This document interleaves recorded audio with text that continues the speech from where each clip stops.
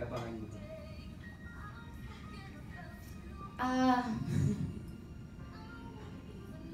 Hindi ko kasi gusto maging action star eh. Madali akong hingalin, napapagod. Hospital pa ako lalo. Lampa ako. So, imposible sa akin ang action. So, kay Angel Locsin na talaga yung Darna. Bibigay ko rin sa akin. Kung mahilig lang ako mag-action dahil, kakabahan sa akin yan. Ano ba? Wala naman, siguro ayoko din mag-swimming. Ayoko din mag-Jezebel. Nakakapagod din yun eh. Tamad.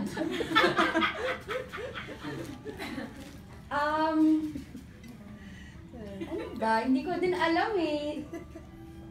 Siguro nga, akala nila biro, pero gusto ko talaga comatose. Challenging kasi yung tulog ka lang sa shooting eh. Effort. Pikit ka lang. Pikit ka lang. Tapos, pero dapat manalo ako ng award. Yun yung challenging doon. Ang galing mong mag-comatose kumatusan. Kaya yun. Yun lang. Yun lang. Siguro yun, comatose ako.